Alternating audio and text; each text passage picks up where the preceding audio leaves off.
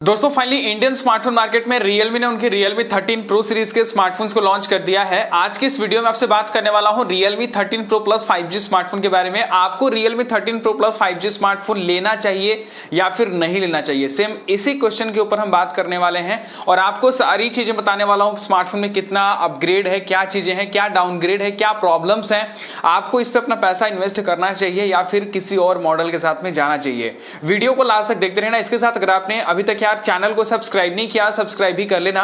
Realme 13 Pro Plus 5G smartphone जो है वो इंडिया में लॉन्च हो गया है। स्मार्टफोन की अगर बात करें प्राइस के बारे में तो Realme 13 Pro Plus 5G जो स्मार्टफोन है, कार्ड वगैरह सब कुछ लगाने के बाद में 29,999 रुपीज की प्राइस पॉइंट पर अभी आपको मिल जाएगा। वैसे इसकी जो प्राइस है वो 32,999 रुपए है। तो अब अगर हम 32-33 रुपए देने जा रहे हैं तो एक बार देख लें कि फोन में क्या चीजें हैं और हमें ये फोन लेना चाहिए नहीं लेना चाहिए। अगर बात करें सबसे पहले स्मार्टफोन के स्पेसिफिकेशन के बारे में, स्पेसिफिकेशन ऑलरेडी मैं आपको बता चुका था कि फोन में क्या फीचर्स होने वाले हैं स्मार्टफोन के लॉन्च होने से पहले, लेकिन एक बार फिर से हम यहां पर सारी चीजें जल्दी से देख लेते हैं। स्मार्टफोन में 6.7 इंचेस की आपको FHD plus curve AMOLED display देखने को मिली है। अगर आप Realme 12 Pro 5G स्मार्टफोन से इसको कंपेयर करेंगे तो बहुत ही माइनर अपग्रेड है, बहुत ही कम अपग्रेड आपको देखने को मिल रहा है। जैसे कि अगर हम Realme 12 Pro Plus 5G smartphone को देखें तो उसमें हमें OLED डिस्प्ले पैनल दिया गया था, लेकिन इसमें AMOLED है। साथ ही साथ अगर बात करें स्मार्टफोन के अगर प्रोसेसर के बारे में तो Realme 13 Pro Plus 5G smartphone में आपको Qualcomm की तरफ से आने वाला Qualcomm Snapdragon 7S Gen 2 का प्रोसेसर दिया गया है। और अगर आप Realme 12 Pro Plus 5G smartphone को देखेंगे तो उसमें भी सेम प्रोसेसर है जो कि पिछले साल लॉन्च हुआ था। तो मतलब स्मार्टफोन में अब क्या अपग्रेड हम कह सकते हैं। अगर स्मार्टफोन के परफॉर्मेंस में ही कोई अपग्रेड नहीं है तो फिर किस बात का अपग्रेड। तो processor Realme 13 Pro Plus and Realme 12 Pro Plus 5G smartphone दोनों में एक ही है, प्रोसेसर चेंज नहीं है।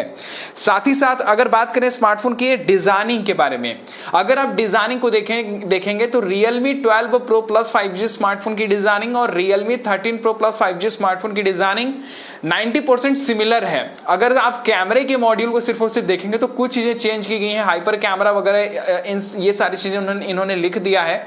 बाकी वहीं शेप सर्कुलर शेप वाली डिजाइनिंग है कैमरे की। फ्रंट के साइड में वहीं सेम टू सेम आपको कर्व डिस्प्ले डिजाइन वाली सेंटर पंच होल डिस्प्ले, सारी चीजें सेम टू सेम आपको देखने को मिलती है। दोनों ही जो स्मार्टफोन है वो आप देखेंगे तो सिमिलर ही आपको देखने को मिलेंगे। बाकी स्मार्टफोन के बैक पैनल पे भी थोड़ा बहुत चेंज यहां पर हमें देखने को मिलेगा। तो Realme 13 Pro Plus 5G smartphone में जहां पर ये लोग कह रहे हैं कि हम बहुत ज्यादा अपग्रेड किए हैं परफॉर्मेंस वाइज, साथ ही साथ स्मार्टफोन के डिस्प्ले वगैरह में, साथ ही साथ आप यहां पर देखेंगे स्मार्टफोन की डिजाइनिंग में तो बहुत ज्यादा अपग्रेड हमें देखने को नहीं मिल रहा है।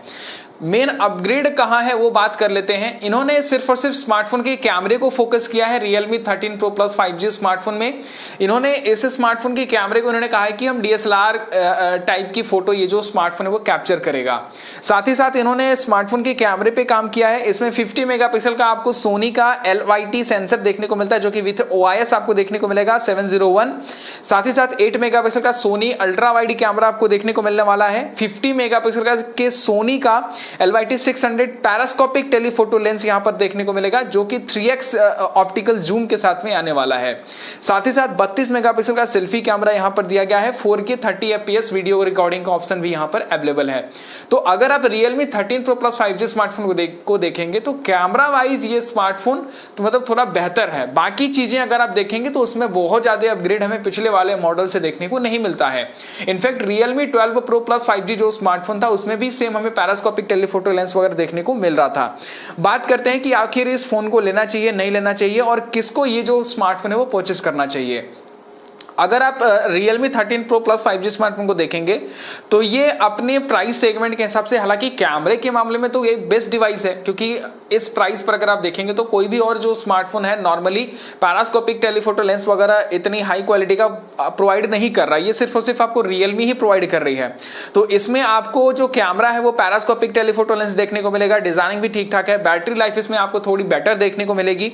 साथ ही साथ अगर आपकी जो प्रायोरिटी है, अब बात करते हैं कि किनको लेना चाहिए। अगर आपकी जो प्रायोरिटी है वो सिर्फ और सिर्फ कैमरा है, साथ ही साथ आपको ठीक ठाक जो परफॉर्मेंस है वो भी चाहिए, इसके साथ में आपको गेमिंग भी ठीक ठाक से करनी है, साथ ही साथ अगर आपको अच्छी बैटरी लाइफ चाहिए, चार्जिंग स्पीड ज्यादा चाहिए तो आप इस स्मार्टफोन को कंसीडर कर सकते हैं।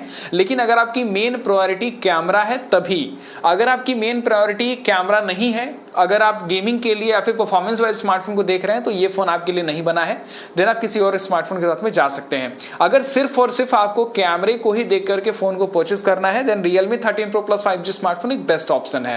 अब बात करते हैं कि स्मार्टफोन की जो प्राइस है वो कैसे हमें सस्ते में देखने को मिलेगी।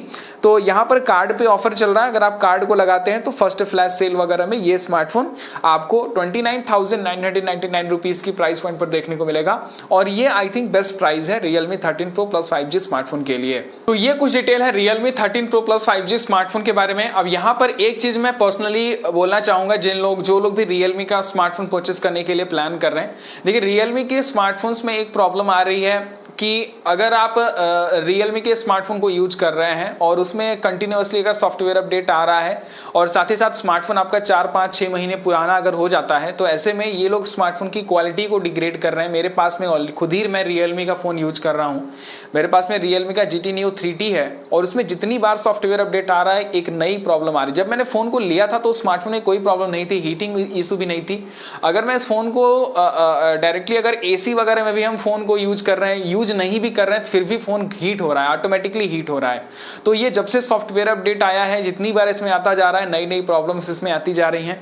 साथ ही साथ इसका कैमरा काफी ज्यादा बगी हो गया है, काफी लैग करता है। अगर हम वीडियो रिकॉर्डिंग भी करते हैं तो वो कभी कभी मतलब अटक सी जाती है, रुक सी जाती है, वो मोमेंट कैप्चर ही नहीं हो रहा है। साथ ही साथ अगर आप इस फोन में देखेंगे तो नॉर्मली जो बैटरी बैकअप है वो डे बाय डे डिक्रीज होता जा रहा है। तो कहीं ना कहीं ये चीजें करके Realme के स्मार्टफोन के जब नए मॉडल लॉन्च हो जाते हैं तो ये लोग यूजर को कहीं ना कहीं फोर्स कर रहे हैं कि आप ये वाला मॉडल अपना एक्सचेंज कर दो या फिर आप ये वाला मॉडल यूज मत करो, आप नया जो फोन है उसको परचेज करो।